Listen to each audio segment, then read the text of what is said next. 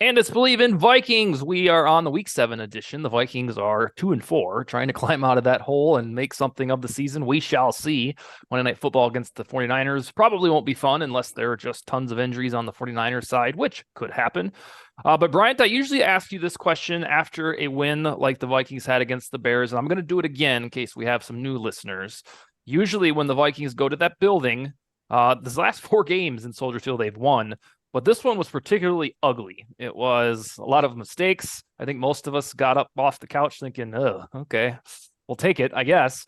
When you, as a player, win a game that's ugly, do you care? Do you go back in and say, Jesus, we got to fix a lot of shit? Or do you just do the win is a win and on to the next one? No, you still care because you want to clean things up and not continue to make the similar mistakes that you're making the following week. So you do care, but you are also happy that you did, manage to get a win.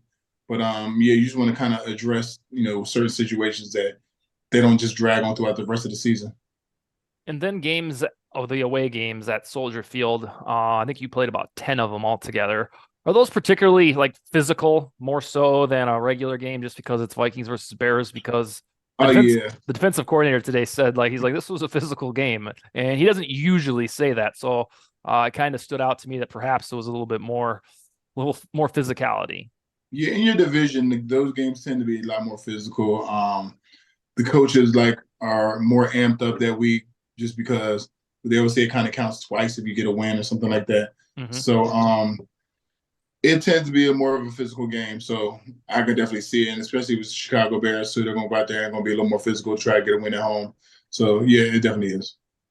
Sally, I had a couple text messages from colleagues right after the game that said somehow I feel worse going into that game than I did coming out. And you'd like to say a win's a win, but there was something particularly rotten about that game. Did you echo that sentiment, or were you queen of positivity over there? Oh, please. It's usually never pretty at Soldier Field, right? So I try to keep that in mind. However, I think it was kind of one of those games that almost felt like a loss. Mm-hmm. It was a bummer to me that the offense looked so stagnant when, of course, they didn't have JJ, but they're playing a terrible defense in the Bears. I would have really liked to see them experiment a little bit because they're going to be out. He's not going to be there for a while, right? So this Mm-hmm. was the perfect time to try some things out. And hey, if it gets the second half and it's not working and we need to buckle down and win the game, go for it. But it was so vanilla. And so I'm with you. They didn't look like a contender at all. They did not look like they belong in the playoffs. And I don't think we've seen that for more than a few minutes here and there the entire season. So yeah, it was a bummer.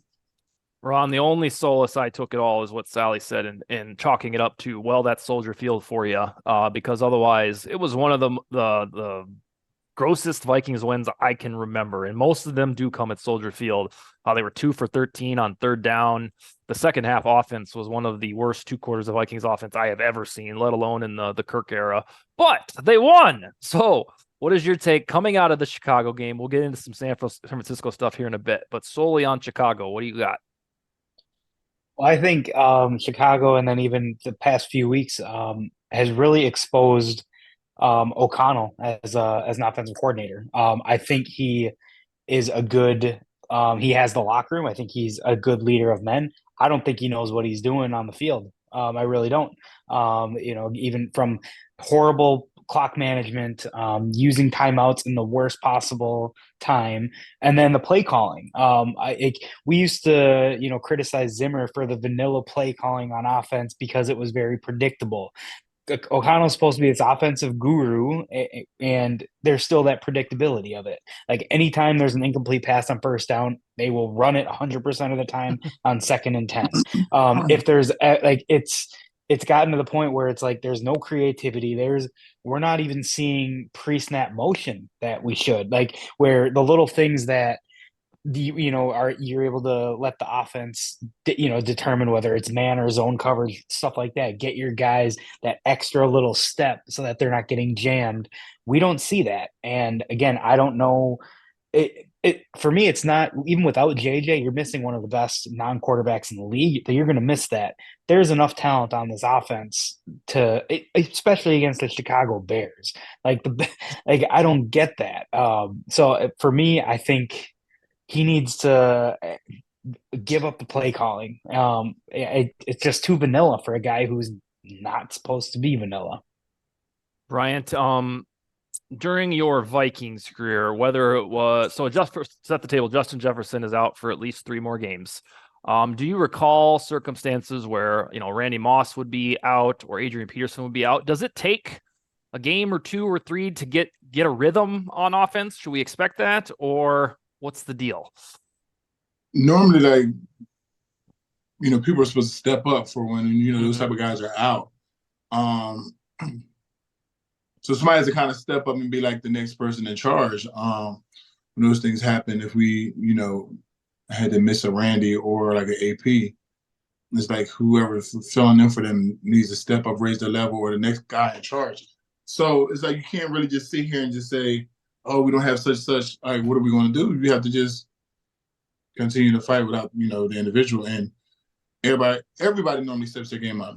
And so it shouldn't take, 2 or 3 games to get cooking. For who? Because, the offensive line still got to block who they have to block. You know what I'm saying? You're only missing one person. So it's like, you're just missing that one playmaker, but like everybody else still has to do their individual job, I do. Yeah, I agree. Sally, the Vikings rank dead last in time of possession, dead last in rushing attempts. And it's just that doesn't usually equate to a successful football team. So without Jefferson, do you foresee, against the 49ers or the following week against the Packers, the offense hitting a rhythm or getting on track and Addison popping off or Cam Akers getting some carries? Or is this just what we got? Well, that's what I was going to argue, that it's not just this week without JJ that it's been vanilla. It's been this way all season. There's been no consistency. And what I don't understand is last year that wasn't an issue. So what's the difference behind the scenes that we're not seeing? What has changed in last year and this year as far as play calling goes or chemistry goes, those intangible things that we can't see? Something is different. And I'd love to know what it is. Going forward, also, why did Cam Akers have 1 carry and what did Madison have, 25? Why bring him in if you want him to have 1 carry? Why aren't the fastest guys on the field? Ty Chandler, why aren't you giving him the ball once in a while? That's what I'm saying. Just mix it up. You played the Bears. See if one of these guys can come in and be and share carries. Did they activate Kane today? Yes.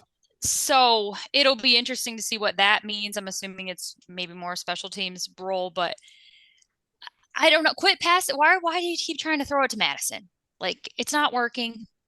So yeah, going forward, I don't know. What if you couldn't try these things out against the Bears and get some rhythm? Are you going to get it on Monday night with the whole world watching against San Francisco? I see it unlikely. I would hope with where the Packers are at and where the Vikings are going to be at on Sunday, maybe they'll just let it loose and what do we have to lose? But in my opinion, they should have said that last Sunday. So it's not all on them. I mean, the guys are dropping balls too, right? So you can't blame it all on Kevin O'Connell's play calling and other things like that. I mean, it is really disappointing how many drops they have.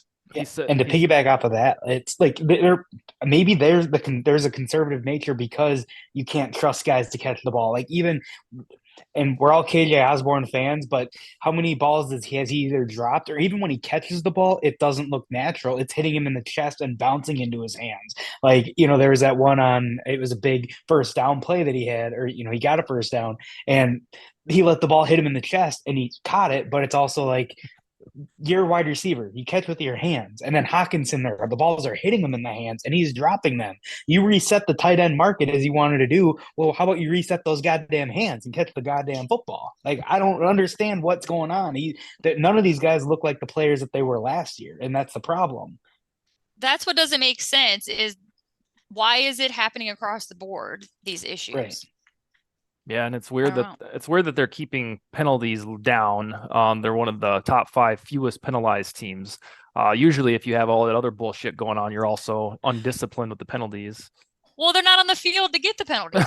No, I'm talking about both sides of the ball, but yeah. Oh, yeah. Well, The thing that O'Connell said after the game that the Vikings' best game, they're still chasing it. It's out there somewhere. So I have faith that he'll eventually, because we didn't really have these types of offensive woes last year. But the thing that both of you touched on, Sally and Ron, is so what is there on a standard NFL game? There's about 60 snaps or so on offense, and there were 18 run plays to Madison, and then 7 targets through the air. And for a guy who was mostly an RB2 last year, has shown throughout the first 5-6 weeks that he's probably best suited for that job, or at least in a committee with somebody like Akers. I think right now, especially because the offensive line run blocking is there. If you look at any credible metric, it says they're doing their piece. We got this offensive line finally. We've been praying for a decade, and it's like somehow the offense is still sputtering. So I think Josh Oliver Oliver is helping with that too. So and sorry. no, I totally agree. So I'm going to guess that Madison's carries will eventually shrink and there will be complete equity between Akers and Madison. And I think it was a glaring example that you had that many touches to one guy and then the offense couldn't get cooking, but then you also had drops, but then you didn't also have Jefferson. It's always something with these disjoint, like the defense will look good and the offense goes to sleep, and it drives me insane. Ron, the offense, what must it do? Or do you foresee it'll improve? Either one. I mean, I think just creativity, but also they just need to be aggressive. They seem to be in every sense of the way playing to not lose a game rather than to winning a game. And now that's one thing when I don't know. It's hard to understand because I feel like the defense has been doing its job. Like minus they've had their letdowns, but they've been on the field so much. It's hard for them to when they're getting gassed to make those plays when it matters. Whether it is to get turnovers or whatnot. So I don't know if it's because we're fumbling the ball so much, we're having all these bad drops that are just the fact that it took us 6 games into the year to score our first points on our first drive, that's baffling. Like, it even shitty offenses go out there and put up points, and we still have yet to get a touchdown. Like, so that's where, to me, I raise the question. It starts at the top. It's ultimately even before Jefferson got hurt, it's the same offense that was last year, if not with additional pieces, because you had the Josh Oliver and you had that wrinkle of him being so dominant as a blocker and capable pass catcher, and the improvement on the offensive line. Whereas last year, I understand maybe being conservative because your defense was going to give up all these points. Whereas now they're bringing pressure. They're doing things to make the other team uncomfortable. I want to see that same aggression, which O'Connell has said that when he brought in Flores, that he likes the fact that he's aggressive on that side of the ball because he wants to be aggressive, but we haven't seen that, and I don't know where that's coming from. But I'd rather see them go out there and just like they're playing Madden, just throw it, the Randy ratio, throw it deep, 30 times a game, see what happens. It's worth noting that on Monday, at least on paper, the San Francisco 49ers defense per talent from head to toe is about 6 times better than the Bears. From all of their linebackers, their entire defensive front. Might be a little bit of weakness at cornerback, but not anything like the Bears. So it'll be a test. It's a horrible assignment if you want to have a get right offense game. And I really couldn't, besides maybe the Browns this year or the Eagles, you can't really script a more tricky defense to go up with when you don't have Jefferson and you suffered from vanilla-ism at Soldier Field. Well, also polar opposite, as Ron was saying, of not having a touchdown the first drive. Last year, they were phenomenal on the first drive. Yeah, they went to bed in the third quarter. Right. So what happened to these scripted plays that seemingly worked last year? Well, they're ruined by fumbles.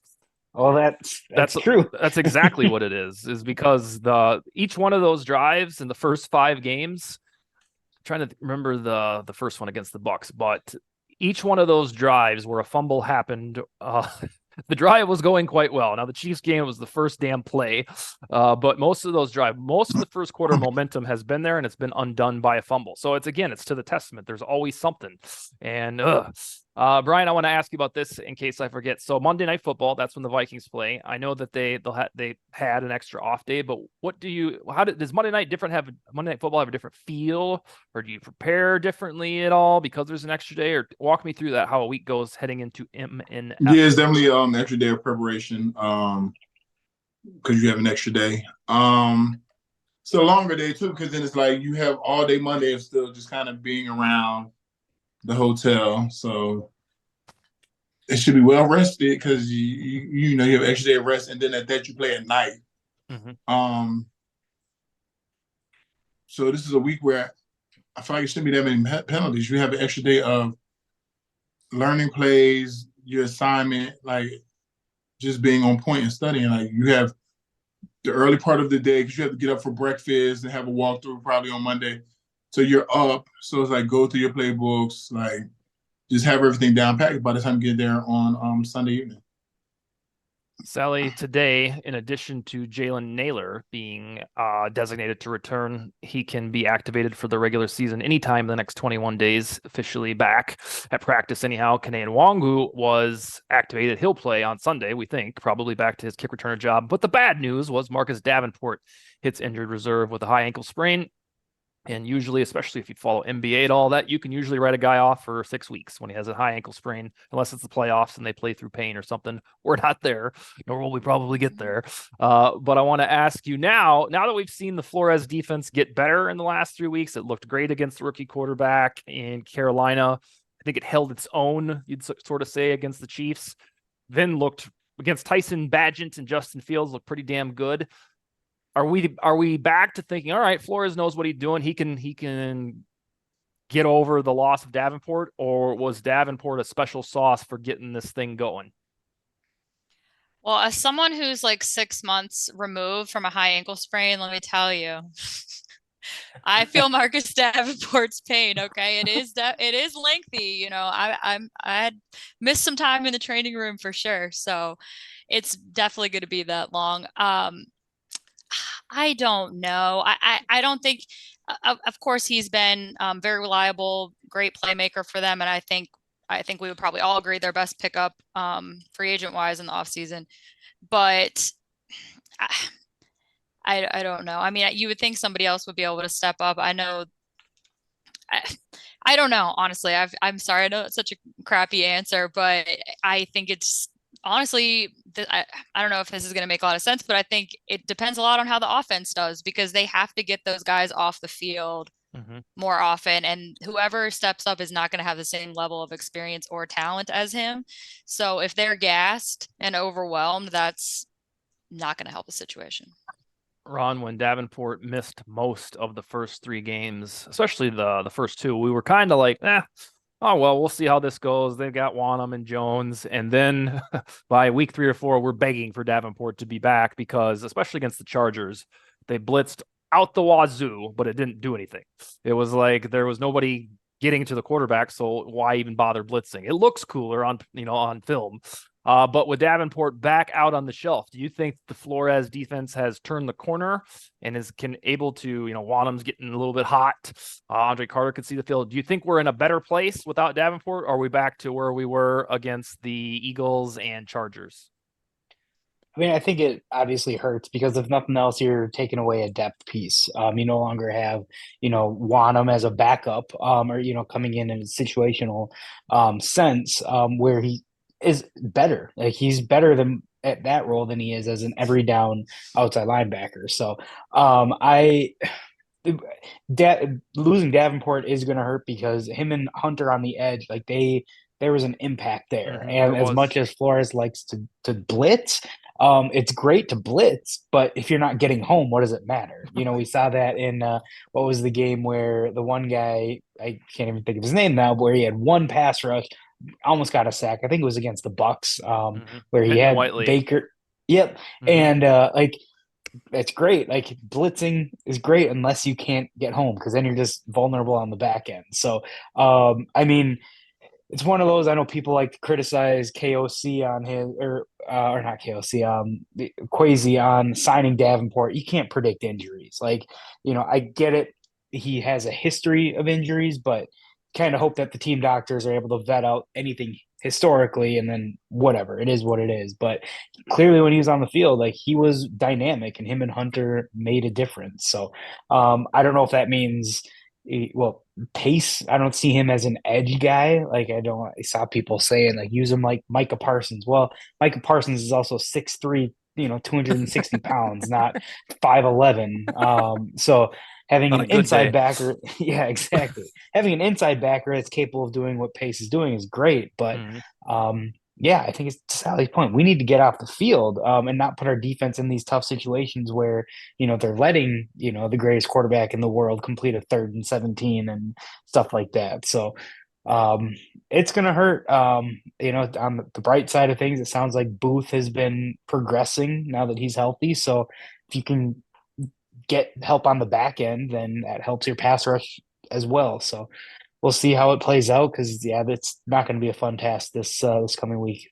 Yeah, Booth, in an unforeseen way, played 26 defensive snaps against the Bears, and normally you'd be like, well, second round pick, of course he did, but he's been notoriously banished to the bench, and he got a shot and did pretty damn well, or at least didn't make any huge headlines, which is the good news for a cornerback. But then again, it was also against the Bears. One other note on Davenport. So he's guaranteed to be out for 4 games. No matter what, he's out until at least right before Thanksgiving. So if we get back to the Wanham and Jones sandwich that isn't effective, like we saw against the Buccaneers and Eagles, there is Andre Carter. He's on the active roster. And then Luigi Villain is on the practice squad if they need a different look to point that out. So I'm not going to ask for anybody's predictions, because I don't think that's fair. We don't know. Yeah, a little mercy angle there. But we don't know if Christian McCaffrey is going to play, Trent Williams, Deebo Samuel, and then I think Dre Greenlaw on the defense didn't play last week. So it would be kind of giving 2 predictions if those guys play or if they don't. But I'll ask for your guys' general sentiment heading into this. The Vikings usually on Monday Night Football aren't gangbusters. At home, they tend to be better. Another thing is they're facing a 4-game losing streak at home. It would be the first time in Vikings history that they lost 4 games out of the gate at home, which is just miserable sounding. But Bryant, I will ask you, the 49ers 5-1, they just lost on a game-winning field goal missed by the rookie kicker. They're going to be angry. Do you have any optimism about these Vikings going into that Monday Night Football game? No. That's just that, huh? I mean, I just feel like there's a team that, that 49ers team has, been winning games. They lost a close one, so they're going to now come back and try to have some type of, vengeance about themselves with this next game, because they probably already felt like they didn't deserve to lose the last one. Mm-hmm. The Vikings just came off of a kind of a sloppy win, and really haven't consistently got a lot of things going for them, and they're missing their star player.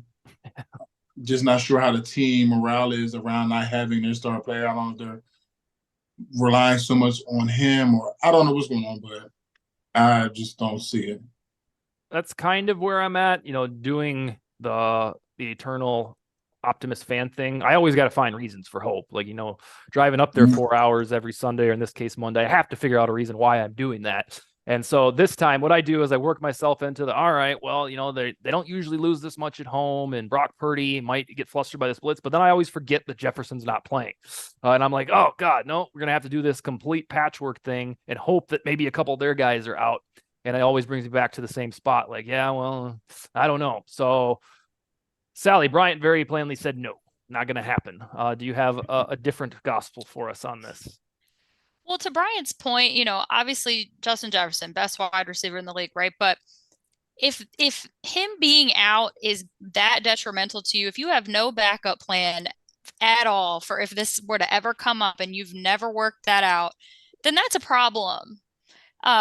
Your entire I don't get it. Like missing a guy like Justin Jefferson would affect any team. of course, but we're sitting here listing all the players that the 49ers might be out, including Christian McCaffrey, and no one's singing that narrative about them. So what is the issue? No, I'm with Bryant. No, I don't think it's going to happen. Obviously, no one thought the Browns were going to win. So, of course, I guess anything could happen, but it's very unlikely. And I'm sitting here wondering, in my mind, I'm already kind of looking ahead to the Packers, kind of just mentally skipped this one. But, I don't want to get too far ahead of myself, but are they going to win a game at home before Thanksgiving? Oh, that would have to be against the Saints. I know. So it's not out of the question. They can barely beat the Bears. So it's going to be real depressing around there. The tailgate has not been great. Yeah, tailgate has not been tailgating. I came home last week with like almost a full cooler of alcohol. People are not believing. They're not coming early and they're not staying after. It's really, but what? There's nothing, to celebrate. There's nothing really to believe in. I can't remember if I said it on this show or a different one, but if you go back to the Colts game, they needed the biggest comeback in NFL history to win that thing. And then the home game after that, they needed the longest field goal in franchise history to beat the Giants. 3 weeks later, they lost to the Giants in the postseason. These are all at home. Week 1 at home, lost to the Buccaneers. They lost to the Chargers at home, and then the Chiefs, which we kind of expected at home. We haven't had a regular Vikings win at home since like last November. So coming up on a year. And it really spooks me that can't be the fortress of home field, because even in Zimmer's dark days, it was still pretty tough for the Vikings to lose at home. And those are little tidbits of things that will give me weird optimism. Like, they can't keep happening. They have to win at home because that's what they usually do. These are just things that rattle around in my head, so I don't take them to the bank. That's where I'm at. I'll let you have the last word on this topic and show, Ron, is that I do believe, and maybe it's against the 49ers, maybe it's against the Packers, that there is going to be a game where we're going to be like, holy shit, it's taken a while, but it's finally here, where they don't have fumbles on the first quarter or any quarter. They're not beset, or when they blitz everybody, they actually get home. There's going to be a game. There has to be, out of 17, where everything is interconnected. And so far, things have not been interconnected. Now, against the 49ers, it's not usually how it would work, because they are probably the best team in football. And it's a sad forecast when you have to say, all right, well, 2-4, maybe we can get to 3-4, get going, but then you have the 49ers on the schedule. So I will remain optimistic that there is going to be a complete game. Do you foresee that happening at all? And will it be against the 49ers, Ron? It does. I don't see it in the sense that, they haven't put together like even a part of it that's been complete, or like not one unit, other than maybe special teams. But even special teams, Powell dropped a fumble against the Eagles, and get an extra point blocked last week, and so almost it's hard. Became the difference maker in the game. Yeah, it's one of those. So if the Niners would have won on Sunday, I would have felt a lot better about this game, because it's the classic, overlook, Monday Night Football. It's whatever, undefeated team. They're going to rest all their players that are hurt, because save them for a week. But they just lost to the Browns, and, a guy that was just signed last week. They're going to be pretty pissed off. Like like Fred Warner, the Hufanga, those guys, they still have a really dominant defense that is going to come out, and they're going to punch us in the mouth. I feel like I don't. The difference between Zimmer and the home field that we had when he was here, there was a toughness that we had. We don't have a toughness, especially on the offensive side of the ball right now. Again, it's evident in the drop passes, the fumbles, and I see them just getting punched in the mouth and not really responding. They could very well come out and put together a complete game, but I don't see it against a team that just lost a tough one. So yeah, I'm hoping for the best, because if you can get 3-4 and then Packers on the horizon, then it's still, those divisional games are going to mean a lot. But man, it's looking bleak.